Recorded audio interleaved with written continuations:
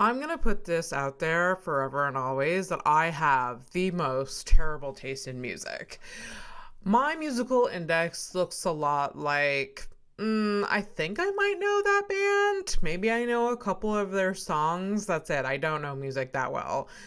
The peak of my musical years was in the 90s, of course. My first album ever was the Backstreet Boys, which comes as no surprise to, my listeners out there, and I still love listening to their songs, sadly. Other musical obsessions, Spice Girls, of course. I was Jerry Spice. If you know, you know. And Celine Dion. I used to love Celine so much that I sang not one, but two of her songs in front of the whole student body and their family at talent shows. There was something about 90s ballads that fill my heart with so much joy. They also have set such bad, unrealistic standards of love. Truly, no one is gonna love me that hard, Celine. Why do you do me like that? In the early 2000s, I was filled with teenage angst and weird new sexual energy. My go-to was alternative rock. You know those bands where the dude wears a lot of eyeliner, yet they are badass and they sing about heartbreak and loving someone so deeply that they're on suicide watch? Yeah, those bands. I used to like those bands. Throughout my life, I would hyper-focus on songs or a collection of songs from a band for months, sometimes even years. My poor mother and my sister would endure listening to the Clumsy album from Our Lady Peace blaring from my room for 6 months every morning when I was 16 years old. I also went through a Queen phase, which, no regrets. Freddie Mercury for life. I had a rat phase too, which was pivot, weird one, which resulted in me going to a 50 Cent concert unsupervised. And that was the first time I got frisked for a weapon. Fun story. In my late teens, I listened to a lot of 70s rock, mainly because the boy I liked was into it, so I was assimilating. However, this is when I fell in love with Neil Young, so it wasn't so much of a loss. In my mid-20s, for some reason, truly out of my control, I started liking Drake. The beats, look at using the lingo. The beats were sick to dance to in the car. Okay, lyrics, questionable, I guess. I don't know. People love or hate that guy, but, if I can pop my ass to some of your songs, it's fine. I like it. He's also hot as fuck, so maybe that's why I got obsessed with him. I don't know. It was around the same time that I fell in love with Adele. Oh, what a pivot. Again, at the time, I was doing a lot of commuting for school and work, so I spent a lot of time listening to either Drake Best You Ever Had album or Adele 21 album. It was one or the other, nothing in between. Those two albums totally encapsulated the two moods that I had at the time, horniness and sadness. My love affair for Drake has since dissipated, thank God, although he can still get it. Adele, I will love for the rest of my life. She speaks to my soul like no other.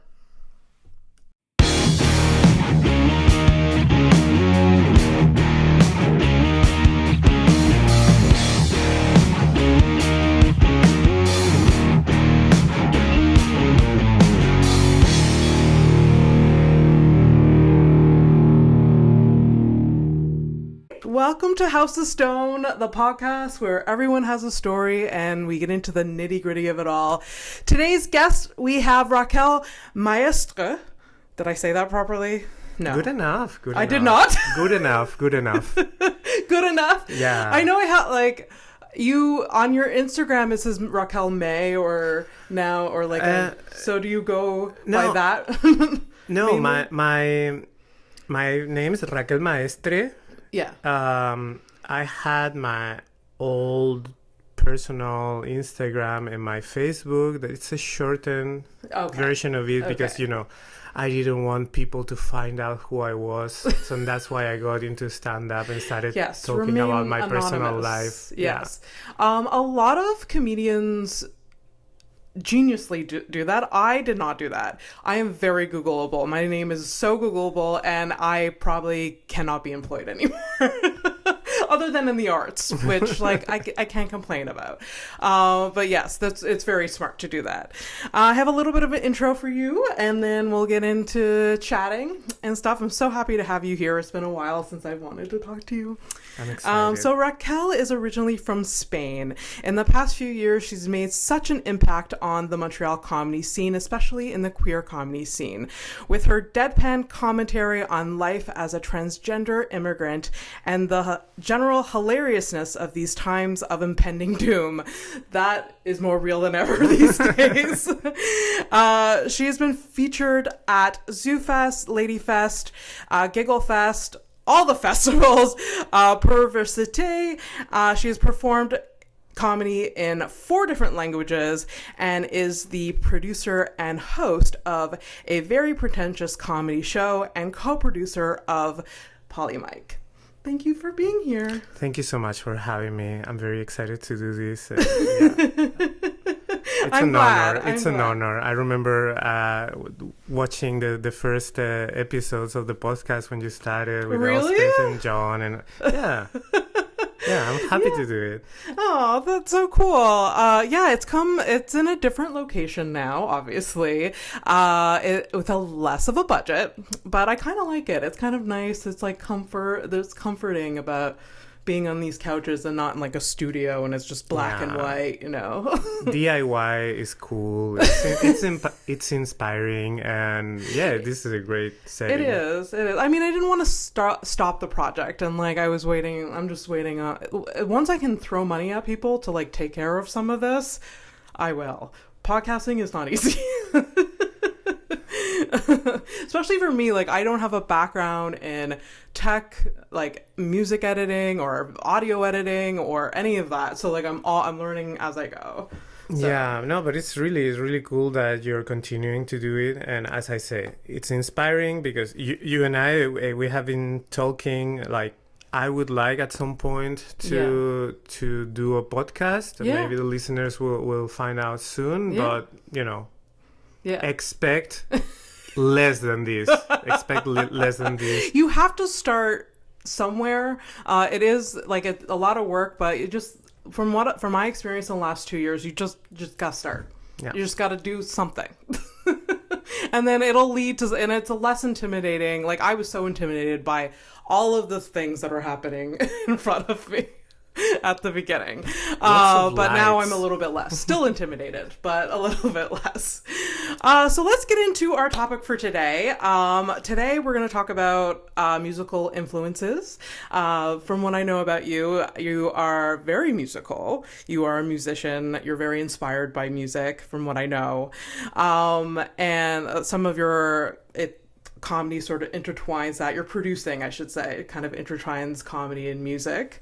So I wanted to go a little bit into that. Given that I'm saying all this, talking about music is very intimidating to me. How come? Because I feel like I have such a limited like musical index.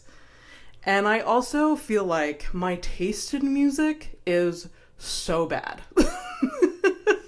So bad. But doesn't mean like I obviously love music, but I just know that on the day-to-day, the music that I'm listening to isn't the best. Because sometimes you just feel like jamming to 90s like pop music and like just feeling good, feeling the nostalgia, but it's not adding to my intellect in any way. Well, but it's important to have fun. I would never want to shame anyone for the music they listen to, except in extreme cases. But I'm just gonna share a confession to the world. It's not about myself. It's about my partner, but she's part of a very pretentious Are you about to comedy dish show. about your partner? Yeah, Let's do it. No, you see her playing the jazz piano there, and you might think that she's all fancy, but this morning, making breakfast, she was blasting Celine Dion. Oh my gosh. And we all can enjoy all kinds of music. I'm obsessed with your girlfriend now. Yeah. Sometimes those Celine Dion like belters just like hit the right spot. And maybe it was this fall sunny day, Saturday morning that was just, you know what? Celine Dion is what we're going for. Exactly. And yeah, I've always loved music. I wouldn't call myself a musician, No? especially because I'm really bad at it. I don't know how much of an excuse can I use because I also have hearing loss. So that can be an excuse. That can be an excuse? Okay. Oh, for sure. As someone with hearing loss, it's one hard to like inquire a second language, just baseline. Like, I can't imagine music, so yeah.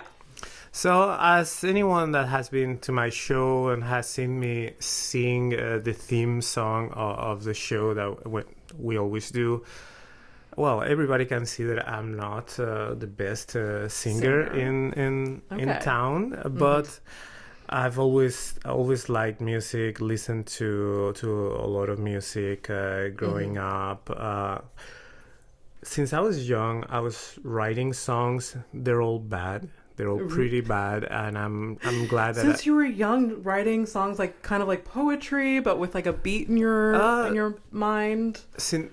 I guess when I was 15, 16, I would like write songs with my guitar or a keyboard and record them on the computer. And I really liked the process of writing and recording a song, even though they were all so bad, so cringy. Do you still have them like on a hard drive somewhere? I lost most of them. I have a few here and there, and some email accounts. But that's not something to really share with the world. No.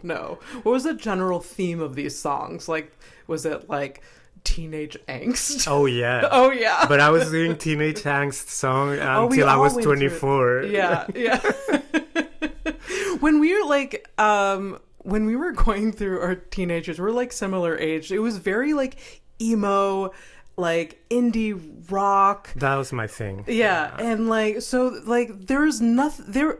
Those songs influenced us so hard as teenagers. Like, this is our formative years, and we're listening to these people like being like, I'm gonna end it all if this person doesn't love me, like, and this is this is what we listen to, and we're like, yeah, I feel it in my heart. Yeah, I love when I always loved, I guess. First it was with music, and later on with stand-up comedy. I love when someone overshares. I love it when it gets so embarrassing. much. Yes, it can be in the form of a song. It can be in a set, but I love it. I love it. I love when people overshare a lot. I mean, it has to be on a stage. Yeah, it has to. It can be contextually. It could be off stage. But I have to like know you. Don't like just like dump a bunch of like trauma on me. But like oversharing on stage is pretty great, pretty great. So growing up, young Raquel, what were you listening to as like in your like when you were a kid? We already established teenage years, but like when you were a kid. There were Spanish bands that we're not gonna get into, but when it comes to English, I was a huge Weezer fan. I liked the Pixies, the Beach Boys, the Beatles, that stuff. I don't know if you get an idea. Was it similar genre, like in the Spanish, like musical? Mostly, yeah. Okay. Mostly. Okay, interesting. That's cool. Yeah. And I was in a couple of bands. When did you start playing an instrument? I was 12 or 13. Okay. Yeah, but again, I was a very bad musician. So. And your girlfriend's a musician. Do you consider her like a better? She's a total musician. She's very very talented. Okay. she knows what she's doing, playing the piano and the guitar. She also writes songs, and they're much better. And yeah, no, she's a real musician, and that's the only reason why I felt the courage to like do a song on stage, because I was of her, backed up by a real musician. And you got to practice together and stuff. So we wrote the song together, and Oh, that's so cool. And you said you were in a couple bands. Was it like rock bands? Kind of, yeah. Bad. All bad. on my side. Some of the other people were the people, very, very talented frontman and friend, and one of them. But yeah, when it came to me, I was lowering the general level. Yeah.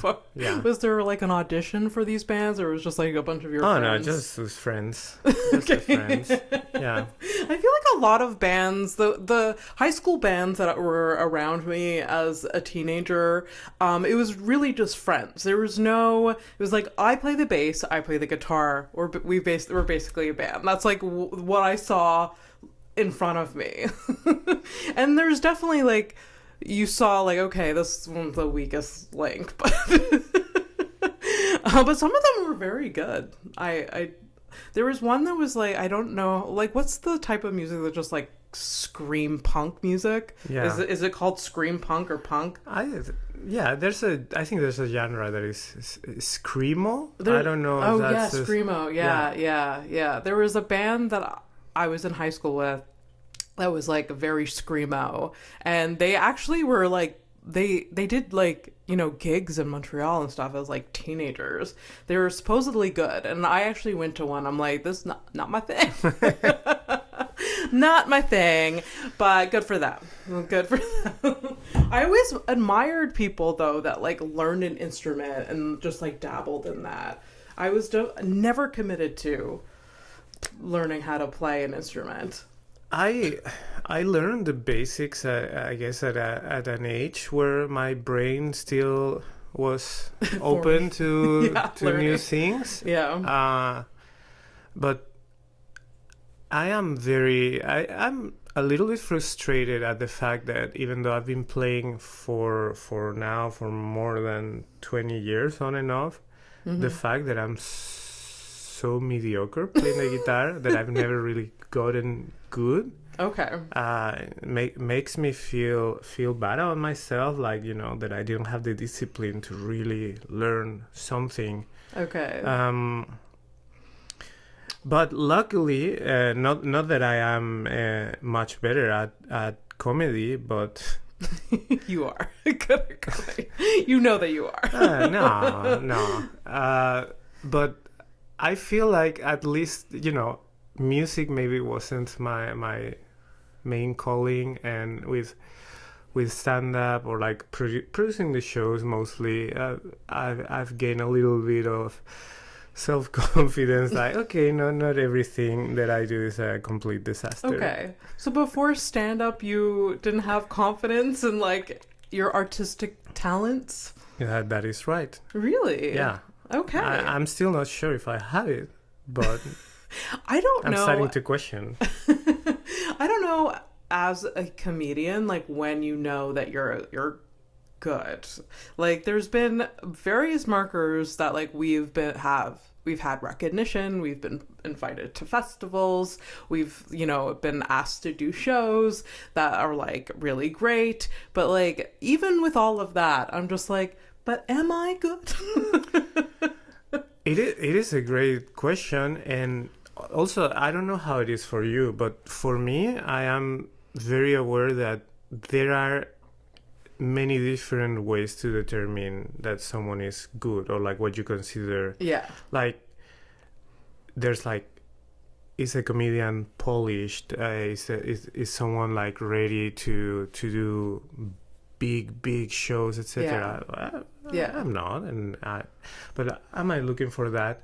Like, because there's comedians that I love, there's people that I'm super excited about, here in Montreal or in Spain or someone that I found on the internet that I really love, and by a lot of the usual standards, they are not good enough because Really? in the sense that They're not polished? there's the being polished or the presence they have, or there's different factors that you measure when for a comedian, and sometimes I prefer like that someone is original, that they're doing something that I find new, that I'm excited about, they're talking about. So there's like different ways to determine if someone is good or not. And I guess that according to some of these measurements, I feel better about myself or not as good. But I think that's fine because like people's taste in stand-up comedy is kind of like music, like just like as personal as like what you like to eat. You know what I mean? There's so many different like measurements, like you say there, or so many different preferences, and like there are these big comedians that are so popular, and maybe they hit more of these measurements, but it doesn't mean that they're my favorite comedians whatsoever, for sure. Yeah, I have to say that sometimes I'm a little bit thrown off, even though, like, again, like, I don't want to criticize or attack anyone, because it's wonderful that comedy can be so different and there's something for everyone. Yeah. But personally, when I see this New York comedians, they're so confident, they have so much swagger, and they're like all this sass and all. I maybe it doesn't speak to me as much. So a comedian that is confident doesn't speak to you. I'm kidding. There's different types of confidence. Types of confidence. I definitely know what you mean. Like they have a different energy on stage, and they're just like I guess what they're saying it like just is said with such boldness. Yeah. And so maybe you like comedians that are a bit more gentle. I guess, on stage. And if they have energy, I don't know. Sometimes I like the energy of someone very neurotic and someone that hates themselves in a funny way. Yeah. I love that. Who is like one of the I guess bigger name comedians, or maybe not bigger name comedians, that you admire or like? I think I'm obsessed, and I've been obsessed for years with Eddie Pepitone. I don't know if you. Yes. Oh my gosh. Yeah. Yeah, he's fantastic. I love him. I love his specials. I love his podcast. I've never had the chance to see him live. No, he was at the Just for Laughs comedy festival like maybe 3 years ago now.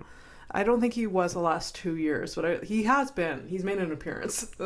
Yeah, so he's one of my favorite comedians. I really like this British guy Stuart Lee.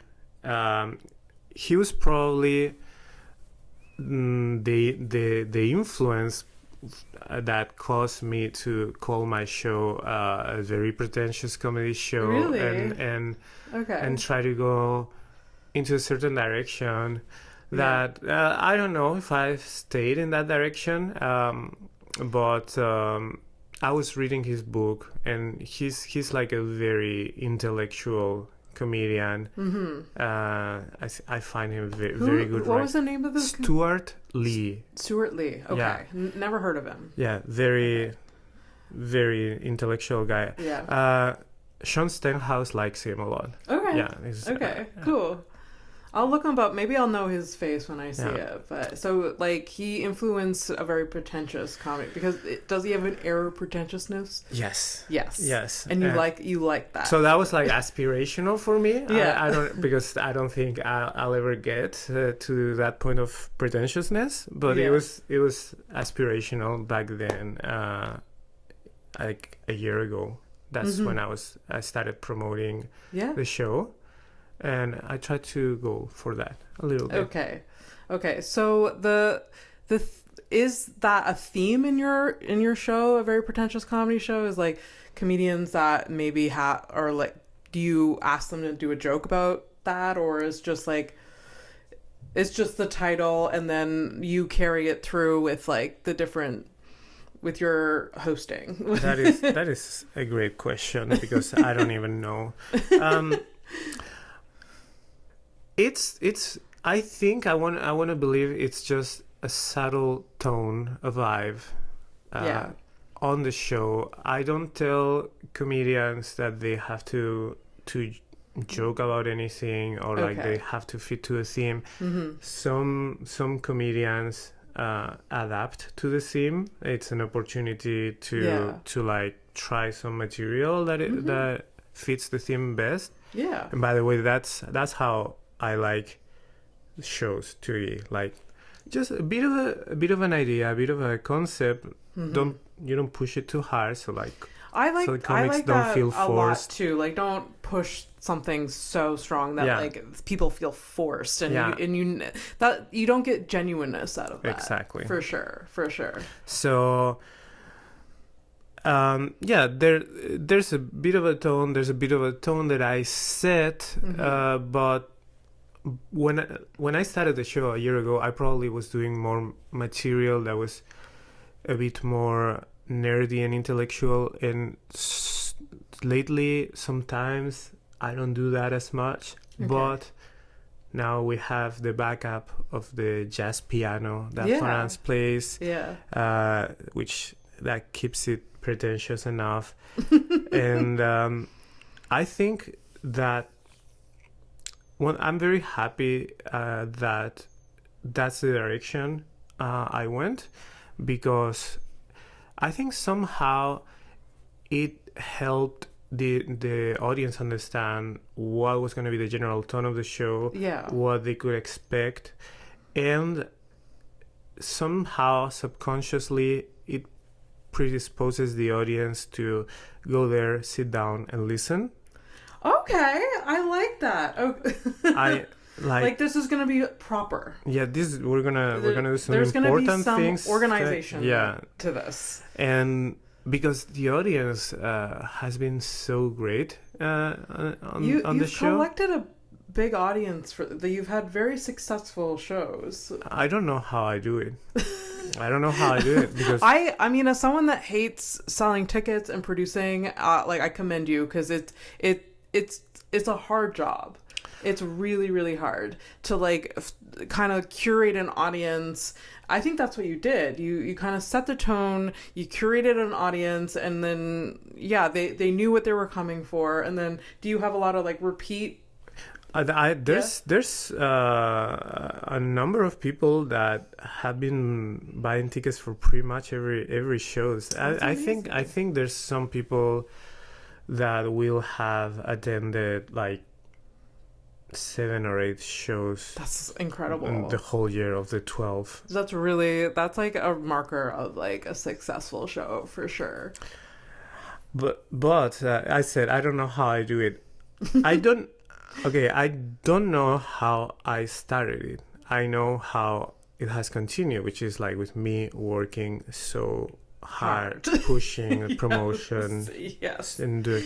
I'm so tired of that. And so that I like a message to the audience: if you want the show to continue, keep coming. Buy the tickets early. Make it worth it for Raquel. Buy the tickets early. I give out good promotions. I don't want to spend my life on Canva. Yes. No.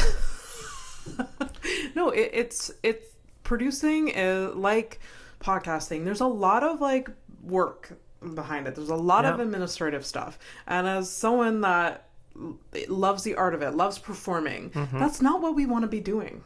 We want to just perform. And because of the city we're in, we do often have to create our own art. We have to produce our own shows. But it's a lot of work. It's a lot. Especially a lot of us have day jobs at the same time. And we're performing at night at other people's shows. So buy tickets. In advance. Please do. Which is in Montreal not the vibe. People like buying tickets last minute. Yeah, and they like. I mean, I get it. It's. There's a lot of things going on in this wonderful city, at least when it's not winter, and I also get that. Lately, everything is so expensive and the cost of living is high. So I'm very grateful every time someone buys a ticket and decides to spend the time watching the show.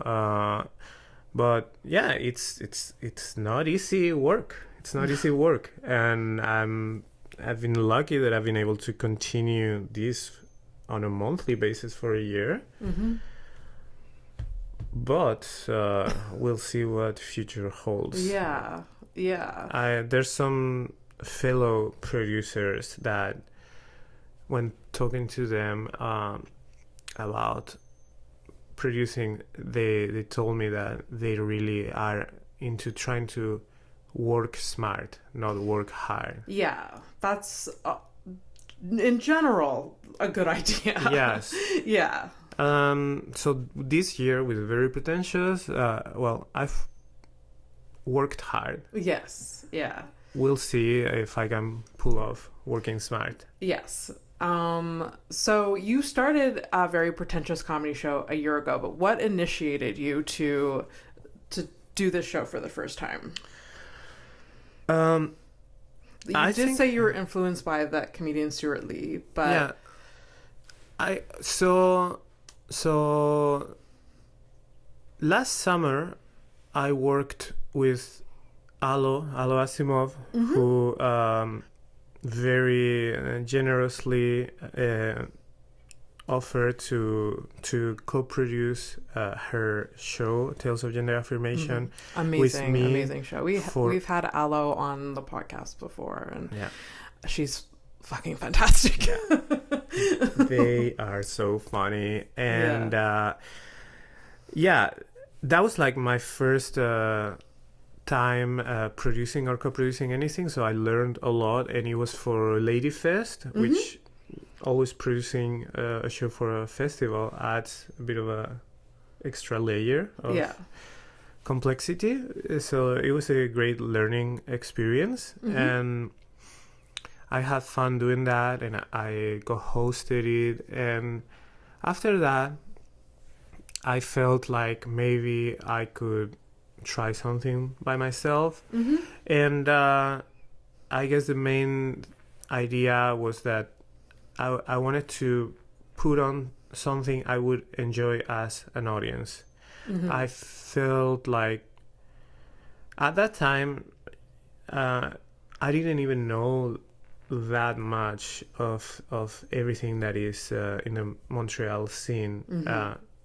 I still don't know everything because I have a day job. I can't be everywhere all the time. I try to, and it is changing frequently. Like the way there's new shows coming up a lot, and shows stopping, and so it is a constant evolution. Definitely. So I knew some of the mics. I knew what was happening at the Comedy Nest at different places. I knew the queer shows or They Go Low, We Go Laugh. I knew a lot of things, and I had one experience from doing queer shows or attending queer shows. There was something that I didn't like hearing from some audience members, that it was when there was like one of these queer shows, and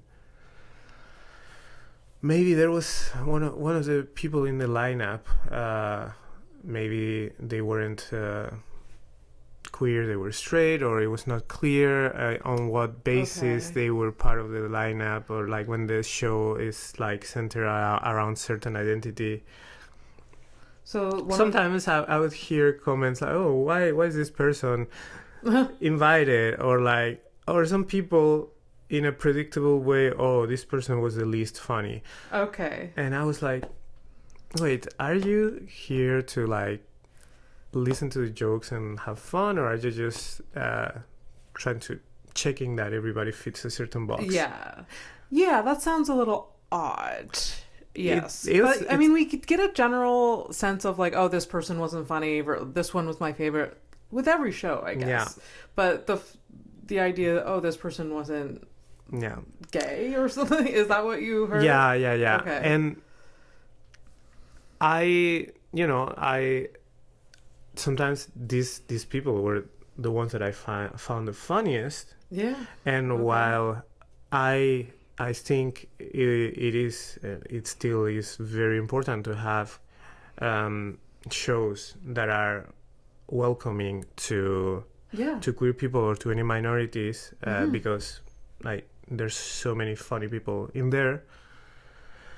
I didn't like the idea of working on a show where I had to justify why someone was on the lineup. Yeah. So even when I started, now it's a bit different, but when I started, I was just booking people I found funny that I had done shows with, and they were like a bunch of trans comedians. They were like people from They Go Low, We Go Laugh, but I also booked Trevor Thompson, who I think he's hilarious. Yeah, he is very. And I just wanted to, while still giving opportunities to people that were underrepresented, just put a focus on like, it's just funny people.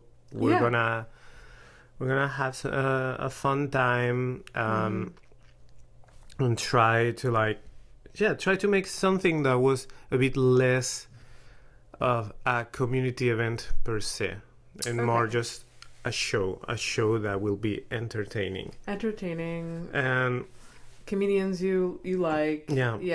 Okay. And I think I guess people liked that, and it worked out. The concept and the vibe of the show has evolved a little bit, and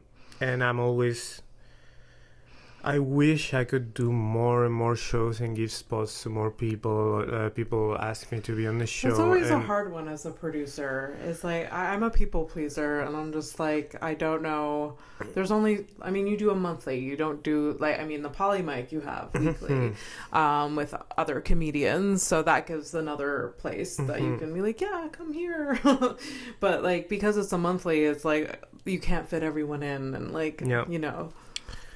And some people get hurt by that, which like I've never understood as a comedian, maybe because I have experience producing a lot of, so there are comedians that are just like, oh, but I want on now. But it's hard. It's hard. When I was studying, I was a little bit hurt. I was trying to get on a show or two, and they took a while until they let me in. But yeah, once you produce, or even if you don't produce, once I want to believe, once you've been doing this for enough time, you understand how it works. And yeah, I still have that little people pleaser thing in me, but it's just impossible to have everybody on as much as I would love to. And yeah. I mean, hopefully the show will go on. The 1 year is December 10th, and you'll be able to fit in all your favorites. Yeah, because there's so many funny people in this city. Oh, so many, and the scene has grown so much. I mean, I started comedy 7 years ago now, and when I started, there was maybe 3 like femme identifying people, comedians. Now there's so many, like so much more, and which I love, because it kind of like we support each other, and yeah, there's just so many, and there's some people that like I've seen twice and then I never see again on stage, so it's always evolving, but there's a lot more comedians now to choose from if you're producing, so it's definitely very hard. Yeah, but I think it's fun, and it's if someone out there that is started recently, or they feel like they wanna get on more shows, well, it's the open mics are there.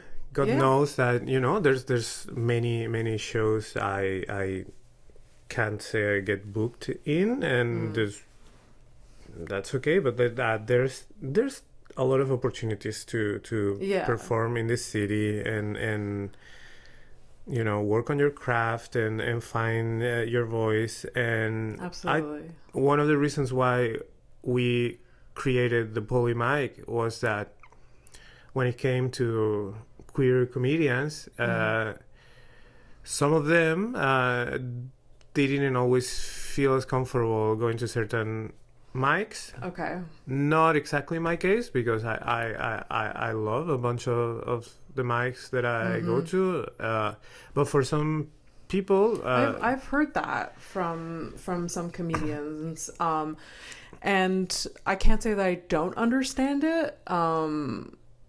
But what is your perspective on that? Like, why do you think that there's some, it just doesn't feel like it's inclusive? I think it's a couple different things. One of them probably it's just very basic. Like you're vulnerable when you're starting out, and you're going up on stage and you might bomb, etc., and you're talking about yourself, and you're vulnerable. Of course. If you are also from a certain minority where, like, you on a normal basis sometimes around certain people you can be a little bit on the edge, where like is someone gonna say something, it just adds to that vulnerability. And then maybe you go up, and because you're just starting out, or you don't have a lot of experience in front of that audience, maybe it doesn't go very well. And you feel that you bombed. And for some people it might feel very uncomfortable, and they don't realize that maybe everybody was bombing and no one was getting laughs regardless of who. Bombing is very much part of the whole thing, but I can understand that it feels even more intense if you're in an environment that doesn't feel inclusive or supportive, or so I 100% understand that. And then because they're open mics, then there'll be other people trying out things and saying things that maybe they're shitty, and they don't even know what they're saying. And then for someone who's not that familiar with all of that, they can maybe connect the dots in a way that they will feel like that is not a welcoming place for them. Which I understand if someone feels like it. Whenever I've talked to other queer or trans comedians, I share my experience with them. That it usually is like, for me, you know, where I go, the places that I go, I have fun. Once I got over this or that, but hey, if you don't feel like doing it, that's fine. There's other shows that you could do that are more comfortable.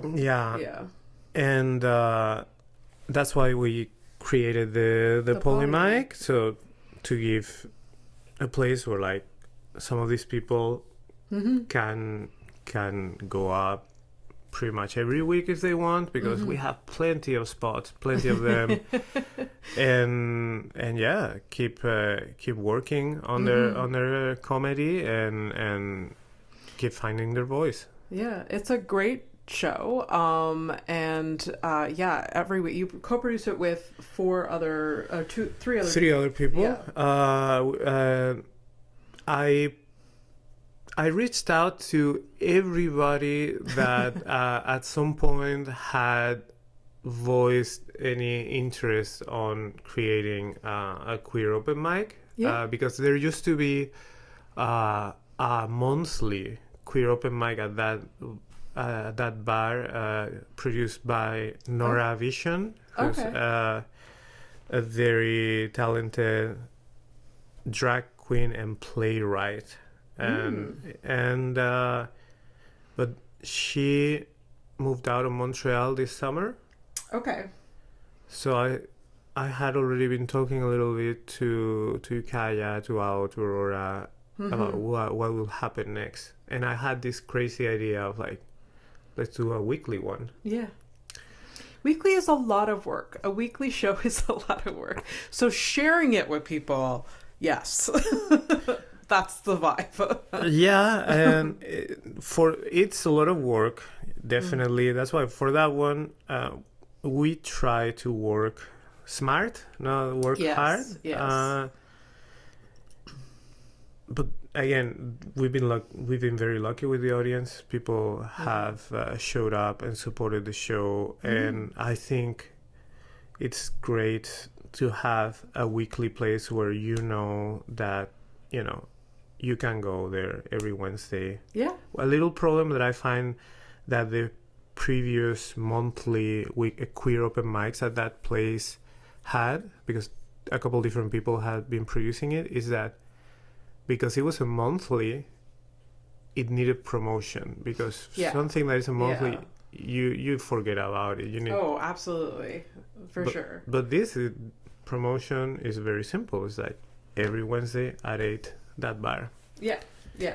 And I wanna believe that there will be some people that if they write something and they want to try, they can think, okay, I can go up next Wednesday at the Poly Mic. Well, last week I did Poly Mic and I made sure that I was trying new material, because there's some open mics, and I mean, a lot of comedians listen to this, so they'll resonate with it. A lot of open mics, it doesn't feel like I could try new material. It doesn't feel like, it feels like I'm being like evaluated. So I need to I need to have my good stuff locked and loaded. Oh, yeah. Yeah, so I made sure that I was trying stuff. I did some crowd work because I always want to sharpen that a little bit more. So yeah, it's a great show. How do you, as the producers, make sure that it stays a space that people feel welcome, comedians and artists feel welcome to perform at?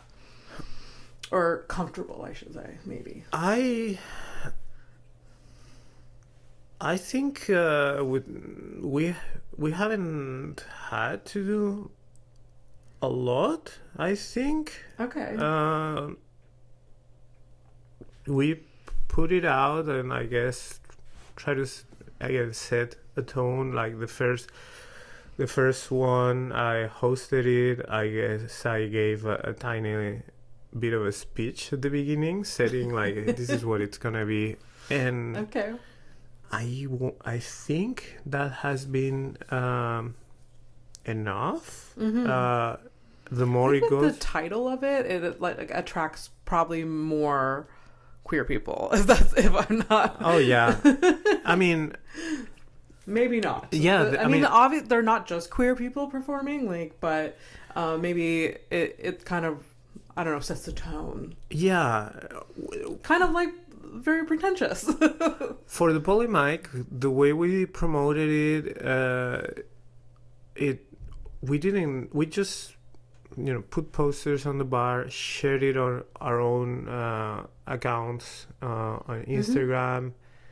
We didn't share it in a lot of Facebook groups or anything. I guess we just share it with our friends and friends of friends, and that's how I guess we got that audience.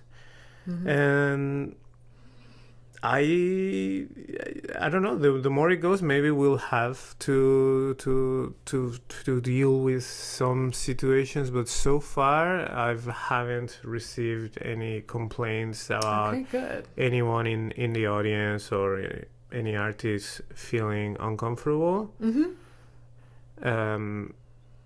Well, there was one intense heckler once. Ooh. Really? Yeah, but you know. I mean, a heckler, audience member, not a comedian, no, right? No, not a comedian.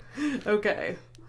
Yeah, that's not great. I haven't had to deal with that. Well, actually, that's a lie. When I do private shows, there's sometimes audience members that like to participate, and it's been sometimes not a great vibe. And like there's like, because a lot of the private shows I do is like friends and family, there's been like friends of this person just like, shut the fuck up.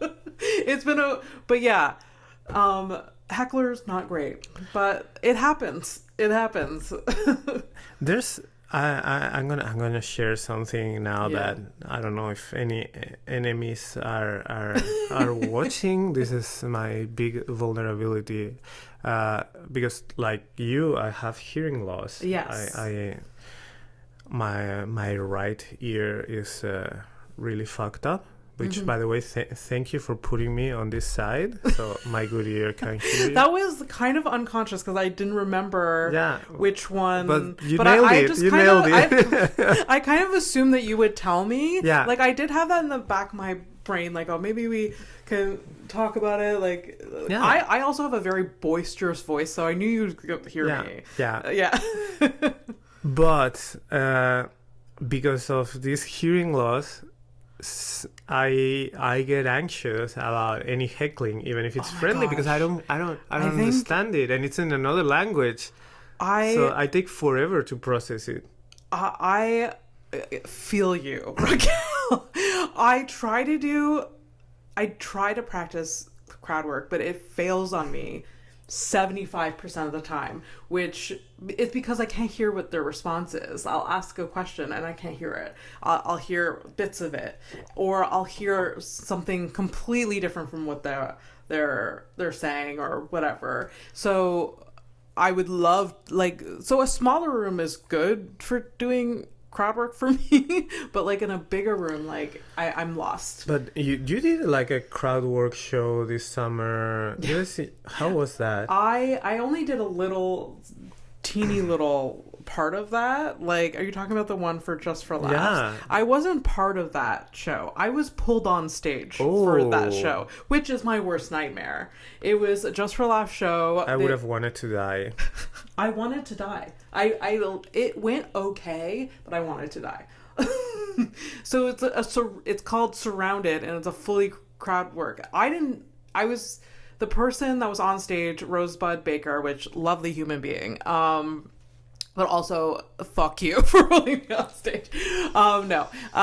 She was asking me, and I was sitting with my cousin, we were watching the show, and she was asking me, like, inquired about me, and I was like, oh, what do you do? I'm like, I'm unemployed.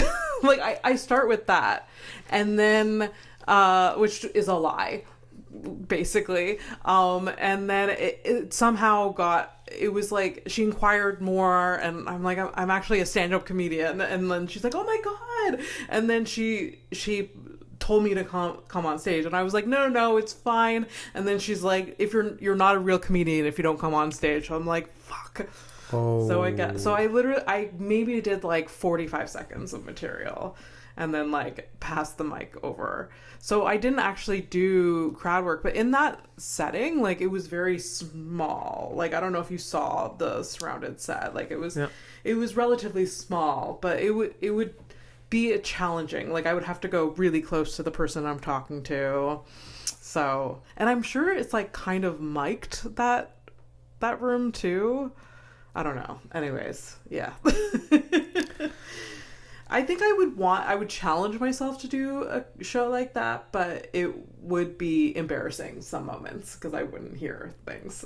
Yeah, I mean, I want to have in the last Pretentious show I did it, and there's gonna be more presence of that. I want to have more participation of the audience. Yeah. Because it's really fun. Yeah.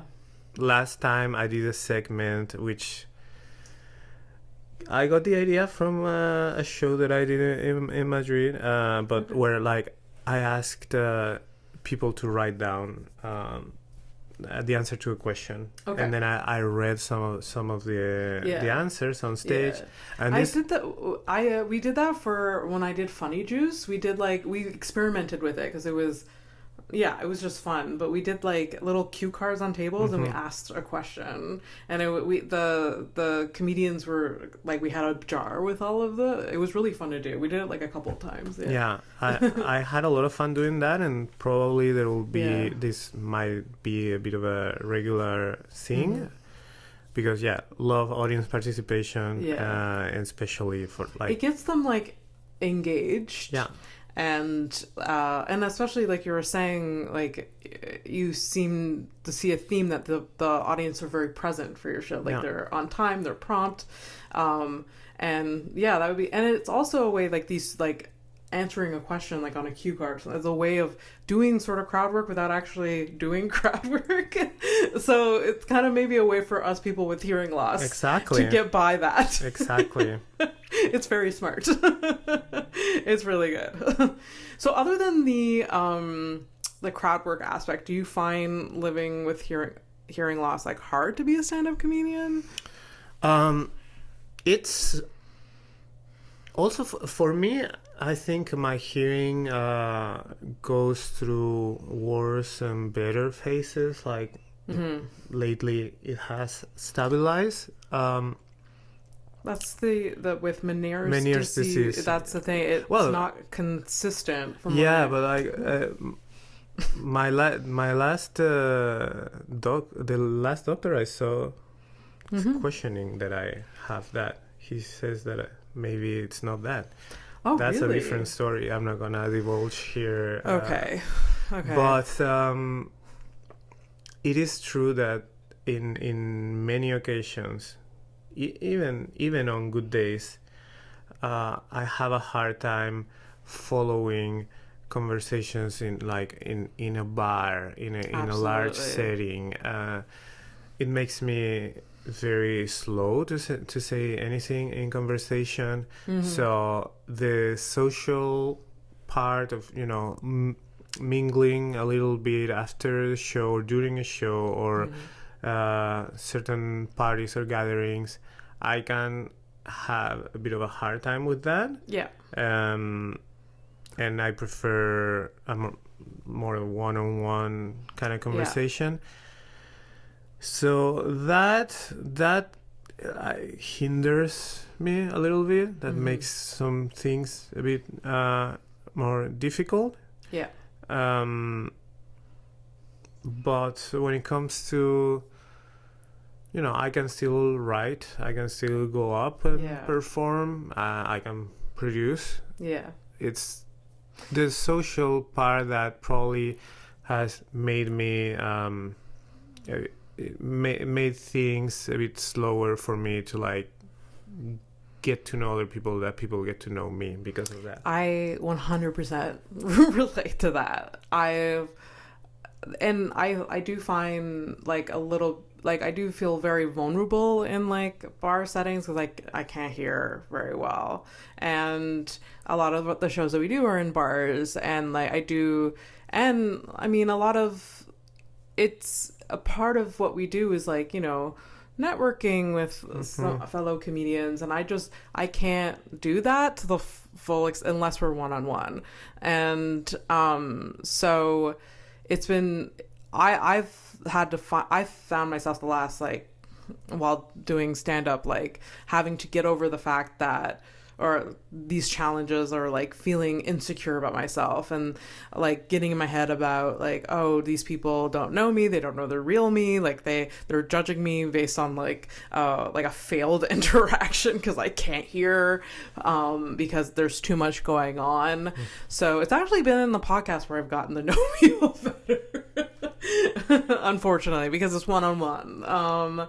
But yeah, it's hard, it's challenging, but the baseline, like going on stage telling jokes, I fortunately can still hear, you know, laughter feedback. Yeah. So that's great. If that declines, that'll be kind of hard. But yeah. I have to say though, bars in this country, music is too loud, way too loud.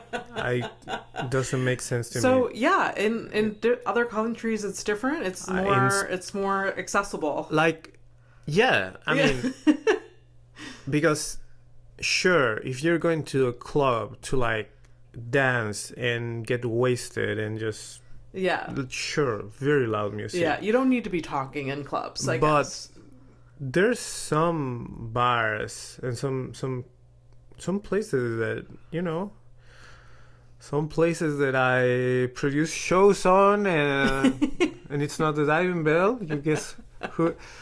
Sometimes, you know, they're very used to blasting very loud music, and it's like, it's 6:30 p.m.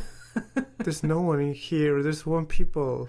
Like, we're just setting up. They're like, I just want to have a conversation. I just want to have a conversation. And I think that compared to Spain, I don't know, in Spain and bars, I always understood them. You know, you go there, you have a drink, you have a conversation, and you're having a nice time, but here, like, you really have to like speak up to like even people without hearing loss are like, oh, I can't hear. And there's also like, there's a bunch of different factors. Like, there's some places that just the sheer like material of their chairs and tables, the sound bounces a lot. Ooh. Like, if it's like metal chairs and they're like, pull it, like, where like if there's more soft furnishings, it's better, you know. For sound. Anyways, it's challenging. Yeah, but I'm calling out here the queer bars in the city. You know, you love to talk about inclusiveness. Lower the music a little bit. Yeah, absolutely. Let's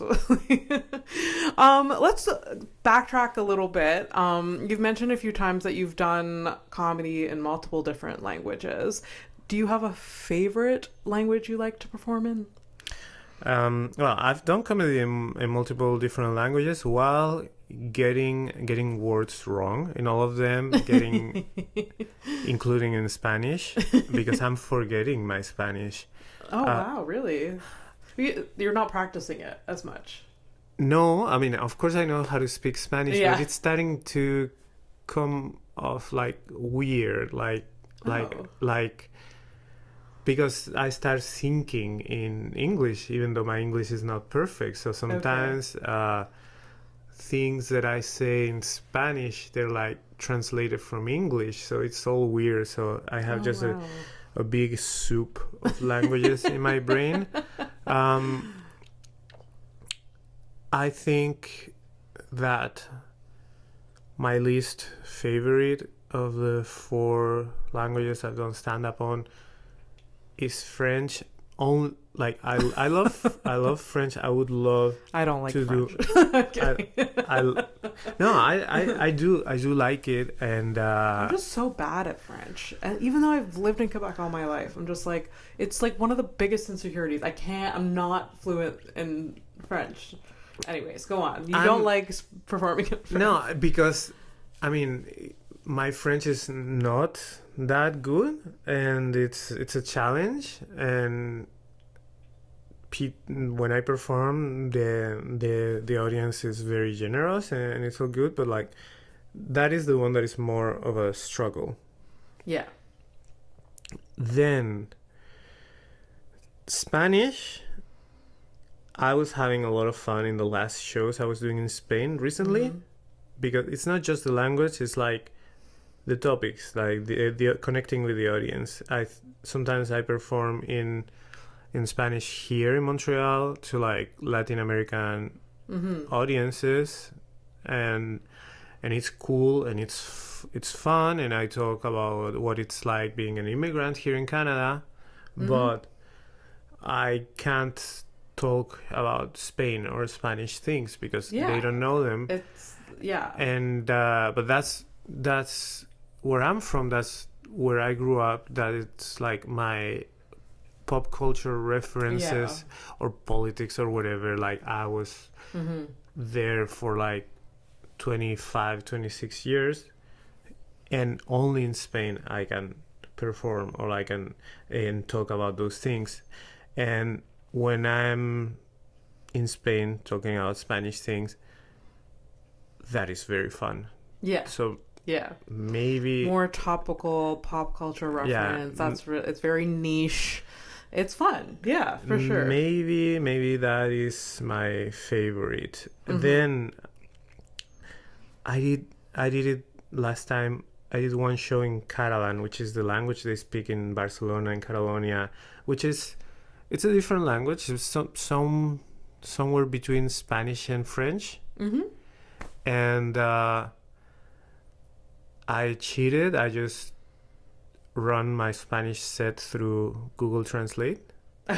And I knew a little bit of the language. I used to watch TV in that language, and I knew a little bit. So apparently the pronunciation and all, I got it okay. And I did my first set in Barcelona when I was there last month. It was in Catalan, and I had so much fun. I was so nervous, but but it went do you think well. Do you think they were like generous because they knew that you they loved you were struggling a little bit? Because I've heard that in like English comedians doing French shows that like the audience is they're like, oh, look at this cute anglophone. It was exactly that. They were so supportive, especially because I don't even live there. Like there's no reason why I would speak that language. And they were like incredibly supportive, and that was nice. Oh, cool. Probably if I was living there and I kept doing that a couple more times, they wouldn't give a shit anymore. But it's a language that I enjoy, and that I would, if I was living in Barcelona, I would try to use it. And then English, I guess that it's the standard for me, even though it's not my first language, but it's the one you have the most practice in. It's the one that I have practice in. It's the one that I live in English pretty much. I work in English. I talk in English for most of my day. A lot of the comedy I've watched is English. Since I was 18 or 19 years old when I started watching comedy in English has been English, so a lot of my influence comes from English. I started in trans and queer shows, and everything that I do in my life that is trans or queer like happened in English, so like it was just my standard, even though sometimes I say things that are just incorrect, from linguistically incorrect. You know, we know all the politically incorrect comedians, but I can be a linguistically incorrect one. So it has its challenges.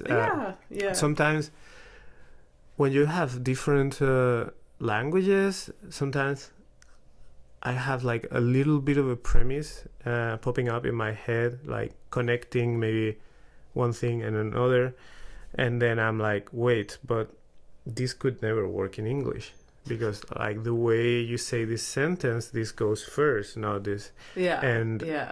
And sometimes, I have like the idea like, oh, what if I connect this and this? But like, no, that would work in Spanish, but not in English.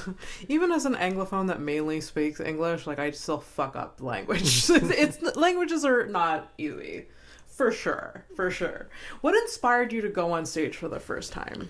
You said you've been listening to stand-up since you were a teenager or 19. Yeah. And what drew you to the stage for the first time? Driving me to the stage, that's very clear. It was not a what, it was a who. It was Alo. Okay. I was Alo. So you went to see one of her shows, and I had met Alo outside of comedy, and one thing that Alo does when they meet, especially like a queer person, if they see that this person might be a little bit interested in that, they just suggest, hey, would you ever like to try doing stand-up comedy? And I think it was like that. I met Alo, and at some point the opportunity came up of trying it one day at a Tales of Gender Affirmation show. And it is something that I had never considered doing, even though I love stand-up, especially after I transitioned, which was between my first and second year in Montreal in 2017.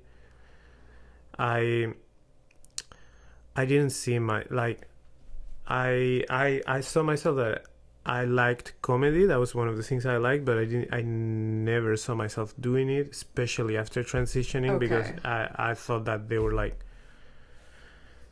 two worlds that were very apart from each other. And so being a trans comedian seemed hard. Is that what? Yeah. So you didn't see yourself going into that direction.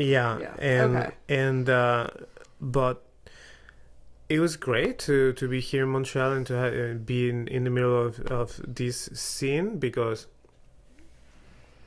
I could just try it, and I knew like I was not the first one, I was not the second or third trans comedians. There's a million of them. So I could just do my thing, and it was Halo. Amazing. And how long ago was that now? 2 years. Okay. Amazing. Oh, I'm so glad Alo pulled you on stage. I can't imagine the scene without you now. It's really, really great. You're really funny. You're very kind, Abby. You're very. And your voice on stage is so different from other, like your style is so different than a lot of other comedians. So you stand out in the best way. You know, it's very witty. It's very like your jokes are very like smart, you know, where like my jokes are not smart a lot of the time. But I appreciate it so much. Thank you. I don't know. I try to again do things that I would enjoy as an audience member, and that's all we can do. We're really, as comedians, like we're writing jokes that make us laugh first, I think, and then we're just hoping that it translates to the audience, and if it doesn't, then we adjust, right? So so where do you see a very pretentious comedy show going? What's the next step? You're hitting your 1 year anniversary. You want to continue as a monthly? Do you see it changing in any way? I would love for it to continue. As I said before, I've been working very hard on it, so it will need some adjustment. One thing I want to slowly pivot to a little bit is to doing more online content. So it's not all live shows. Because live shows have been very fun, but it was never like my dream or when I ever saw myself doing funny things. A lot of the stuff that I always liked was like videos and stuff, and I just ended up doing stand-up and live shows, but maybe little by little I'll be doing more video. I don't know if a little bit of sketch or a little bit of things here and there. I love that. I love that idea. And sure. Maybe the show will slowly transition to something online, or keeping it mixed and doing a little bit of both. But that is something that I would like to experiment with. I have a background in journalism. When I went to school in Spain, I studied journalism. I haven't done anything remotely resembling journalism in a long time, but part of me wants to go back a little bit to like this media kind of thing. I love podcasts. I love like interviewing people, which I haven't done in a long time. Those are things that maybe I would want to integrate somehow on the concept of the show. We'll see. Okay. Well, there's so many possibilities, and I like that you're open to like dabbling in different formats. That's really interesting. Yeah, too many ideas, not enough time. I think yeah, like I don't think I want to have the show like be like a massive thing where I'm bringing out of towner headliners. So even though we had a brilliant, one of the best queer and trans comedians in North America right now this summer, Clara Olshansky from New York was here, and they were amazing. Okay. But do you think your focus is going to be on like Montreal artists? Yeah, because going the other direction would mean that I have to just become a full-time producer. Yeah. And that's not your vibe. Not right now. I want to do something that is more creative. I don't want to have to think about like how to pay. Get off Canva. You want to get off Canva. Yeah. Or stay in Canva for funny things. For funny. Yes. Like do like a little meme, a little graphic that is funny. Yeah. Yeah. So yeah, there's a lot of funny people in Montreal that I want to keep giving space. And yeah, if anything, move some of it to online and maybe have people from other places discover the wonderful things that we're doing in Montreal. Yeah, amazing. Awesome. We do have to wrap up soon. I can talk to you forever. Go see a Very Pretentious comedy show on December 10th. 1 year anniversary, big 1 year, and follow all of Raquel's stuff for the new content that is in the future. It's gonna be an amazing show. We have like 1.5 million people on the lineup, and tickets are gonna sell out. They're very close to selling out. But we're gonna have the opportunity to like watch it on online streaming. You can get that's really cheaper good. tickets. I saw a post about that today. That's great. That's amazing. For the streaming on Eventbrite, like we did in the February show. So you can watch it from the comfort of your living room, and it's gonna be great. Or if you're don't miss it at work and you're busy, then put it on your phone. Yes, and there's no excuse not to watch the show or come to the show. Exactly. Absolutely. So we always end the show or the episode with 2 questions. You can choose to answer both or just one of them, or you can choose to take it as you will. But the 2 final questions are, what is the hardest thing you've ever been through, and what are you most passionate about? Okay, the hardest thing I've ever gone through was transitioning in a city where I didn't know anyone while I was going through a separation. And I was working a minimum wage job, and I didn't have any savings, and I was just lost in the city. That's a bit. There's many reasons why that was very challenging. Yeah. Somehow I survived it. Yes. I'm glad you did. And what I'm most passionate about, the thing I'm most passionate about is teaching kids from struggling families how to code. No. No. I was like, what? That came out of left field. No, I don't care if they code or not. Don't care. No, code if you want, but don't come to me. I guess in a way it's probably like,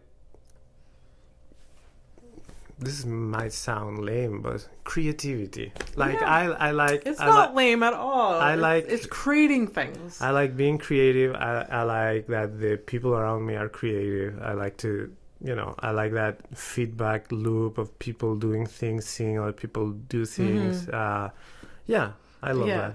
Awesome. I love that. I love that answer. I can relate for sure. Well, thank you so much for being here. Where can people find you online? Instagram, Raquel Maestre Comedy. I know I have a weird name. I didn't change it to like. It'll be in the title. It'll be in the description. Yeah. Raquel Maestre Comedy on Instagram, and on Facebook you can like the Very Pretentious Comedy page, and maybe start trying to look me up on YouTube. The Very Pretentious YouTube. Okay. Like and subscribe to Very Pretentious YouTube. Yeah. Yes.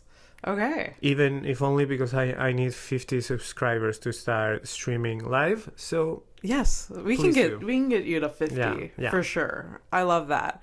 All right. Well, thank you so much again for being here. It's been lovely talking to you. Thank you so much, Abby. This was very fun. It was so much fun. So you can follow House of Stone on all the platforms. Like and subscribe, houseofstonepodcast.com for all the links. And thanks for listening. Bye, guys.